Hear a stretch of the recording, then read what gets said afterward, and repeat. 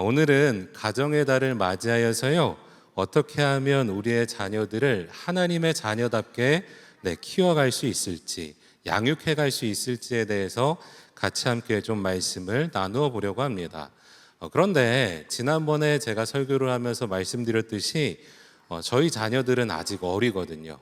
그러니까 큰애가 한 32개월 정도가 됐고요. 둘째는 아직 8개월 정도밖에 되지 않았습니다. 그럼 아이들도 다 아직 못 키웠던 목사님이 어떻게 아이들을 하나님의 자녀답게 양육할 수 있는지를 설교할 수 있냐라고 그렇게 의문을 가지실 수도 있죠. 그래도 다행인 것은요, 제가 상당교회를 오기 전에 15년 동안 교육부서를 한 번도 빠지지 않고 섬겨왔습니다. 유년부도 사역을 했었고요, 중등부도, 고등부도, 그리고 청년부도 꽤 오랜 시간 사역을 해왔습니다.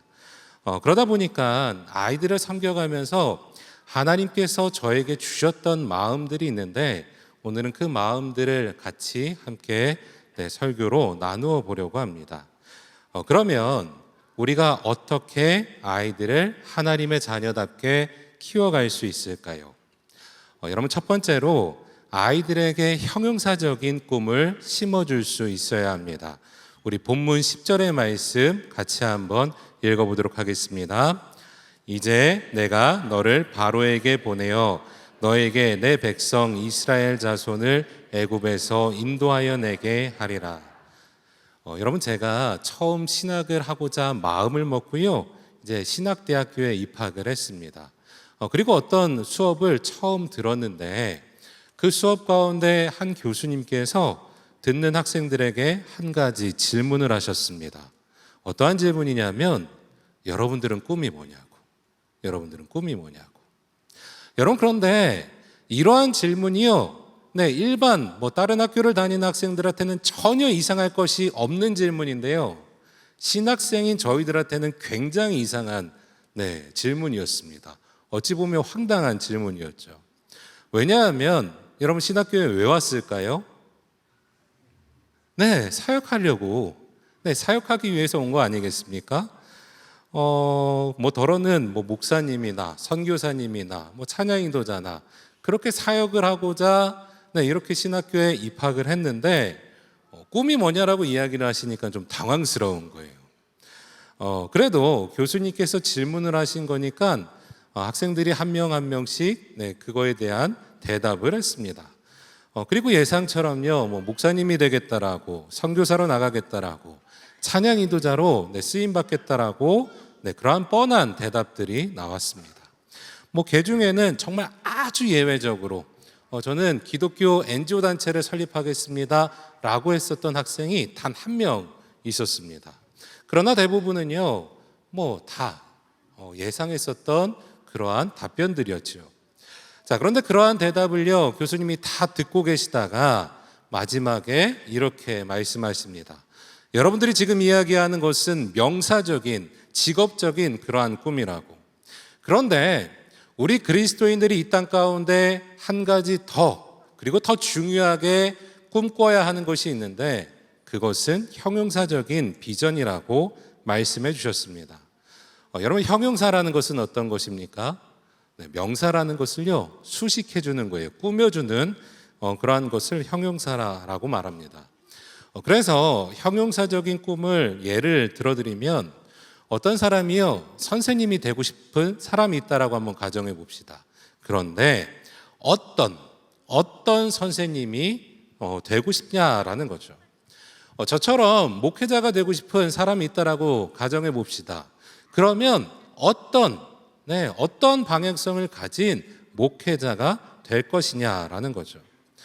그래서 아이들을 사랑으로 섬기는 형용사적인 꿈을 가진 선생님, 아니면 하나님 나라를 세워가는 그러한 형용사의 목사님처럼 내가 가고자 하는 그러한 방향성, 그러한 형용사를 우리는 결정해야 된다라고 말씀해 주셨습니다. 더군다나 여러분, 이 형용사가 왜 더 중요하냐면요, 우리가 명사적인 그리고 직업적인 꿈은요, 이루게 되면 끝입니다. 그렇죠? 선생님이 되고 싶어요. 됐어요. 그럼 끝이에요. 유튜버가 되고 싶어요. 네, 됐어요. 그러면 끝이에요. 뭐 단기적인 어떠한 뭐 목표를 잡을 수는 있겠지만, 네, 더 이상 꿈이라고 이야기할 수 있는 것을 꾸기는 어렵습니다. 그런데 여러분, 형용사적인 비전은 평생을 꿈꿀 수 있는 것입니다. 그러한 방향성으로 내가 살아가고자 계속해서 노력하고 또 노력해야 합니다. 그리고 반대로요, 설령 내가 원했던 그러한 명사적인 직업으로 내가 되지 않는다 할지라도요, 우리의 형용사적인 꿈은 계속 이루어질 수가 있는 것입니다. 한 가지 다시 예를 들어드리면, 만약에 처음에는 선생님이 되고 싶었어요. 그래서 아이들의 사랑으로서 섬기는 그러한 선생님이 되고자 했는데, 선생님이 되지 않았을지라도 아이들을 사랑으로 섬기는 사회복지사, 아니면 유치원 교사, 이런 식으로 우리의 형용사적인 비전은 직업이 달라진다 할지라도 꿈꿀 수가 있다라는 거죠. 여러분, 근데 중요한 것은 우리 아이들, 여기 있는 우리 아이들도요, 이러한 형용사적인 비전을 가질 수 있어야 한다라는 거예요. 특별히 그런데 단순히 형용사적인 비전이 아니라 그 형용사적인 비전이 하나님과 맞닿을 수 있는 그러한 형용사가 되어야 합니다. 오늘 우리가 읽었던 말씀은요, 모세가 하나님께 소명을 받았던 장면입니다. 우리는요, 이때 보통 하나님이 모세에게 정치 지도자라는 그러한 비전을, 꿈을 주셨다라고 생각을 합니다. 그런데 정말로 그렇습니까? 우리 10절 말씀을 다시 한번 살펴보면 하나님께서는 모세에게 이렇게 말씀하십니다. 너에게 내 백성 이스라엘 자손을 애굽에서 인도하여 내게 하리라. 여러분, 여기 안에 직업이 담겨져 있습니까? 네, 아니요. 결코 그렇지 않습니다. 명사적인 꿈이 아닌 너를 통해 이스라엘 백성들을 애굽에서 인도하는 이러한 형용사를 하나님 모세에게 비전으로 전달하셨습니다. 그러한 결과로 이후에 그는 이스라엘의 민족의 지도자로 세워졌을 뿐이지, 하나님 주셨던 비전은 어쩌면 형용사적인 그러한 비전이었다라는 것입니다. 성경에서 하나님께 쓰임받았던 여러 사람들을 보면요, 그들은 형용사적인 꿈이 있었던 사람이었습니다. 어떤 그러한 직업적인 명사적인 비전이 아니라 하나님을 위해서 살겠다라는, 하나님을 향한 그러한 형용사를 가지고 살았던 사람들이었습니다. 요셉을 한번 생각해 볼까요? 여러분, 그가 처음부터요, 애굽의 총리가 되고 싶은 꿈이 있었습니까? 네, 그렇지 않습니다. 다만 이 땅 가운데 하나님의 사람으로서 바르게 살아가고자 하는 그러한 형용사로 그가 꿈을 꾸었을 때, 보디발의 아내 유혹을 물리쳤던 것이고요, 감옥 가운데서도요, 모범적으로 살아갔던 거죠. 그런데 그러한 형용사적인 비전, 그러한 형용사적인 꿈이 결국 그 요셉을 애굽의 총리라는 그러한 자리로 인도하여 내었다라는 것입니다. 다시 말해서 여러분, 형용사적인 비전이 굉장히 중요하다라는 거죠. 특별히 그것이 하나님과 맞닿을 수 있는, 하나님을 향한 그러한 형용사적인 비전을 우리 아이들이 꿈꿀 수 있어야 합니다. 다니엘도 마찬가지였어요. 그 또한 처음부터 페르시아의 총리가 되고자 결단한 적이 한 번도 없어요. 하나님을 위하여서 구별된 인생으로 살아가겠다라는 그러한 형용사적인 비전을 품을 때, 그러한 형용사적인 비전 끝에 그 총리라는 직업에 하나님 세워주셨을 뿐입니다. 여러분, 우리 아이들도요, 이러한 형용사적인 꿈이 있어야 합니다. 그리고 그 꿈은 하나님을 향해 있을 수 있어야 합니다. 선생님이 되고 싶은 아이들도, 유튜버가 되고 싶은 아이들도요, 하나님을 위한, 그리고 하나님을 향한 형용사를 먼저 생각해 볼 수 있어야 한다는 거예요. 그러한 아이들을 하나님께서는 기억하시고요, 하나님께서 반드시 들어 사용하실 것입니다. 그런데 여러분, 이러한 형용사적인 비전은요, 아이들뿐만 아니라 우리 모두가 꿈꿀 수가 있습니다. 혹여나 지금 내가 나이가 몇인데 이때 꿈을 꿀 수 있겠냐라고 생각하시는 성도님들도 있을 수 있습니다. 그런데 여러분, 형용사적인 꿈은 나이에 상관없이 우리 모두가 꿈꿀 수 있는 거예요. 왜냐하면 내가 지금 살아가고 있는 삶의 자리 가운데 어떻게 하나님을 위해서 살아갈지 그 방향성을 형용사로 둔다라면 우리는 지금도 꿈을 꿀 수 있는 것입니다. 오늘 살아가는 우리 아이들과 그리고 여기에 모인 우리 모든 성도님들이요, 이러한 하나님을 향한 하나님과 맞닿아 있는 형용사적인 비전을 꿈꾸시기를 간절히 주님의 이름으로 소망합니다. 두 번째로 우리의 자녀들을 하나님의 자녀답게 키워가기 위해서는요, 언제나 지지해주고 그리고 반응해줄 수 있어야 합니다. 오늘 우리가 읽었던 본문 말씀 뒤의 말씀인데요, 우리 11절 그리고 12절 말씀을 같이 한번 함께 읽어보겠습니다. 모세가 하나님께 아뢰되 내가 누구이기에 바로에게 가며 이스라엘 자손을 애굽에서 인도하여 내리이까. 하나님이 이르시되 내가 반드시 너와 함께 있으리라. 내가 그 백성을 애굽에서 인도하여 낸 후에 이 산에서 하나님을 섬기리니 이것이 내가 너를 보낸 증거니라. 아멘. 여러분, 말씀드렸듯이요, 하나님은 모세에게 이스라엘 백성들을 이끌라는 그러한 형용사적인 비전을 주셨습니다. 그러면 이러한 비전을 소명을 받은 모세는 어떻게 행동했어야 했을까요? 당연히 하나님 말씀하셨는데 그 하나님의 뜻대로 그 소명을 이뤄가야 했습니다. 자, 그런데 여러분, 지금 모세는 어떻게 행동하고 있냐면 하나님이 주신 소명을, 그 꿈을 거부합니다. 그런데 단순히 한 번만 거부했던 것이 아니라 무려 5번이나 거부하면서 하나님, 나는 할 수 없습니다. 내가 어떻게 그 사람들을 인도해내겠습니까? 라고 그렇게 소명을 거부하지요. 그러면 왜 모세는 이렇게 하나님 주신 소명을 거부할 수밖에 없었을까요? 그 이유가 우리가 잘 알다시피요, 모세는 애굽의 공주에게 길러져서요 40년이라는 시간을 왕자로서 삶을 살았습니다. 그러다가 자신의 동족인 그러한 이스라엘 백성들이 고통받는 것을 보고요, 그것을 참지 못하고 그 사람을 죽이는 죄를 저지르게 됩니다. 그래서 모세는요, 이후에 40년을 도망자의 삶을 살았습니다. 그러면 여러분, 지금 모세의 나이가 몇 살일까요? 왕자로서 40년, 도망자로서 40년, 80세입니다. 여러분, 시편에 보면요, 모세가 유일하게 썼던 시편이 하나 있습니다. 시편 90편인데요.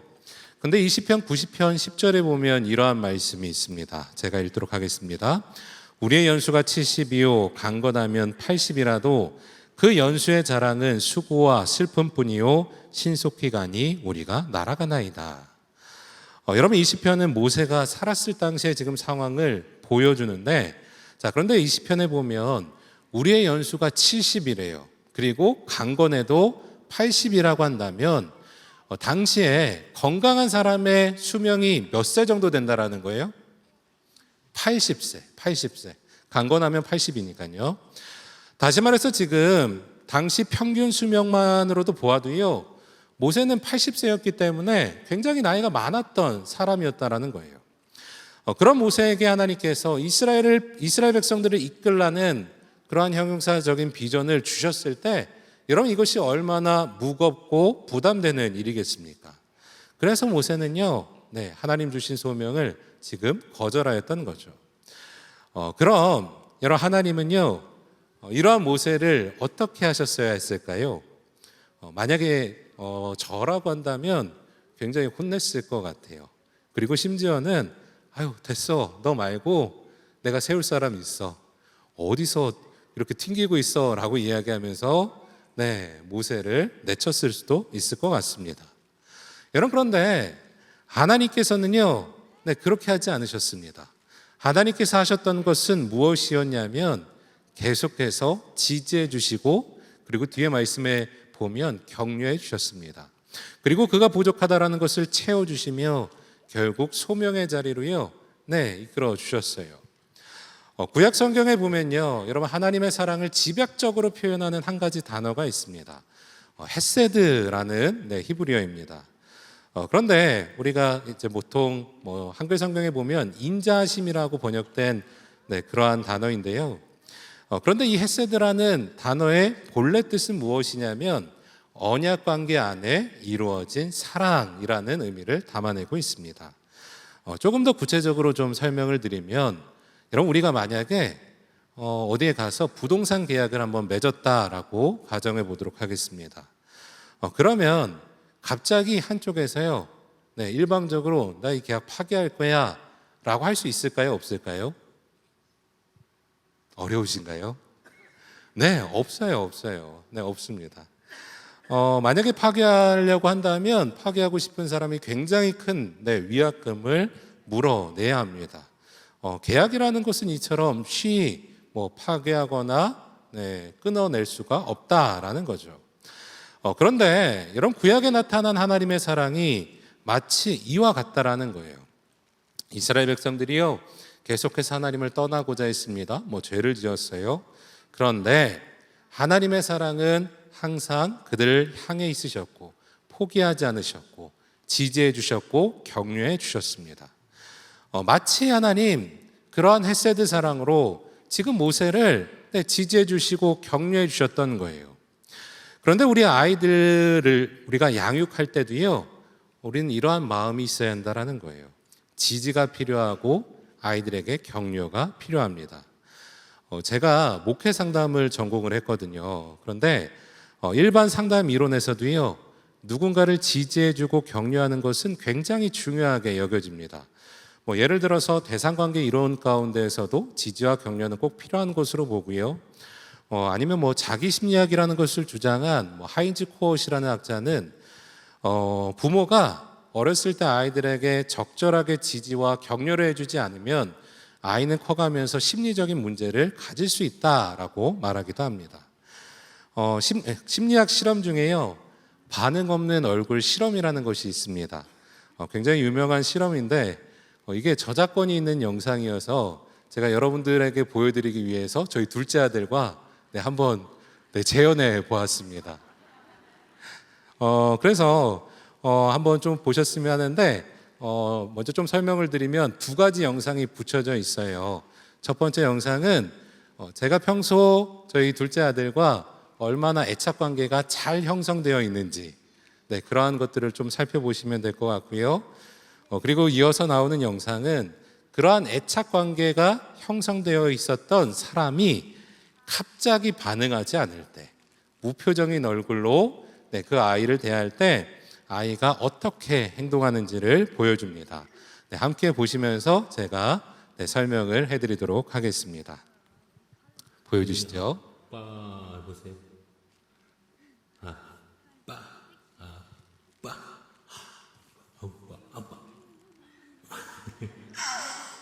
아빠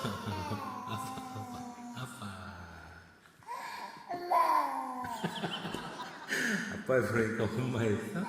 애착 관계가 그래도 잘 형성되어 있습니다. 지금도 웃으면서 아이를 대하고 있고요. 그러니까 아이가 즐거워하는 거예요.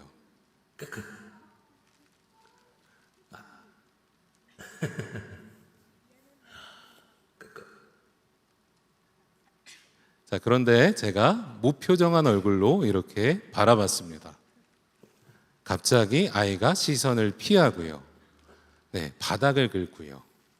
쳐다보다가 놀라서 긴장을 하고 있죠.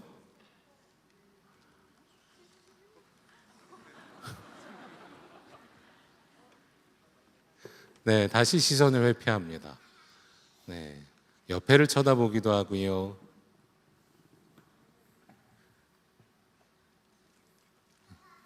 두리번거리다가 저의 시선을 끌기 위해서요, 이상한 행동을 해요. 입을 쩝쩝거리기도 하고,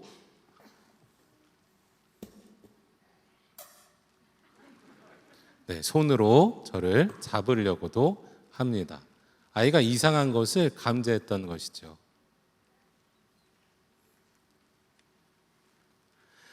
이러한 실험을 통해서요, 우리는 한 가지 알 수 있는 것이 얼마나 아이들에게 반응해주고 격려해주는 것이 중요한지를 살펴볼 수가 있습니다. 여러분, 그런데 여기 있는 우리 모두는 우리 자녀들에게 그렇게 반응해주고 격려해주고 그리고 지지해줄 수 있어야 한다라는 거예요. 우리가 아이를 키워가면서 어떻게 예쁘기만 하겠어요? 아이가 때로는 실수도 하고 잘못도 저지르지요. 그런데 헷세드의 사랑으로서 5번이나 소명을 거절하였던 그 모세를 하나님 붙잡으시고 격려해 주시고 지지해 주시고 결국 소명의 자리로 이끌어 주셨던 것처럼 여러분 우리는 그러한 부모, 그러한 존재들이 될 수 있어야 한다는 것입니다. 우리 옆에 자녀들이 있으시면 한번 이렇게 말씀해 주셨으면 좋겠어요. 엄마 아빠가 언제나 지켜줄게. 자, 시작. 네. 그리고 여러분 자녀들뿐만 아니라요. 우리 주변에 그렇게 반응해주고 지지해줄 수 있거든요. 자, 옆에 있는 사람에게 이렇게 말씀해 주셨으면 좋겠습니다. 내가 당신의 힘이 되겠습니다. 시작. 아멘. 여러분 우리가 그렇게 반응해주고 지지해주고 격려해줄 때 결국 모세가 힘을 내어서 그 모세가 소명의 자리에 나아간 것처럼 우리 아이들은 힘을 내고 용기를 얻고 하나님 주시는 그러한 소명의 자리로 나아갈 것입니다. 그리고 마지막으로 우리가 아이들을 하나님의 자녀답게 키워가기 위해서는요, 무엇보다도 하나님이 우리 아이들과 함께 하셔야 합니다. 우리 본문 2절 말씀 같이 한번 읽어보도록 하겠습니다. 여호와의 사자가 떨기나무 가운데로부터 나오는 불꽃 안에서 그에게 나타나시니라. 그가 보니 떨기나무에 불이 붙었으나 그 떨기나무가 사라지지 아니하는지라. 여러분 오늘 본문에 보면요, 모세가 하나님께 소명을 받기 위해서 어떤 것을 보고선 그 소명의 자리에 나아갑니까? 떨기나무가 타고 있어서. 여러분 정말로 그럴까요? 사진을 한 장 좀 보여주셨으면 좋겠는데요. 네, 사막에 있는 떨기나무라고 합니다. 여러분 그런데 이 떨기나무는 사막에서 광야에서 흔히 볼 수 있는 나무 중에 하나입니다. 그런데 보시다시피요, 광야의 날씨로 인해서 나무가 굉장히 앙상하고 바짝 말라 있지요. 자, 그러니까 사실 가끔 떨기나무가 타는 것은 광야에서는 일반적인 현상입니다. 그래서 말씀을 정확하게 우리가 다시 한번 보시면 모세는 떨기나무가 타는 것 때문에 그 자리로 갔던 것이 아니라 떨기나무에 불이 붙었으나 그 떨기나무가 사라지지 아니하였다.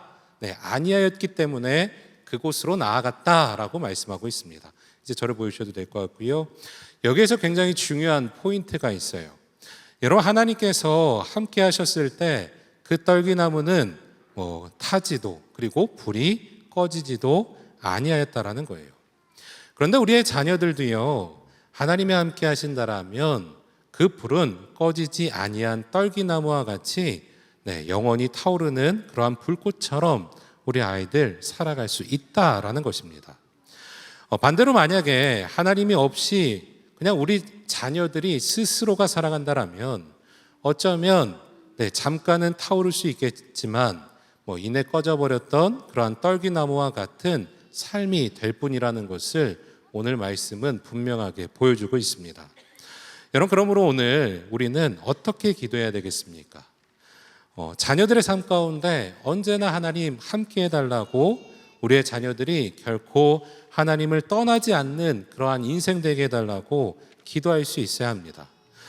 그러한 자녀들을 하나님 꺼지지 않는 불꽃으로 모세를 소명의 자리로 인도해 주셨던 것처럼 그들의 삶에 동행하시고 하나님의 소명의 자리로 우리 자녀들을 불러주실 것입니다.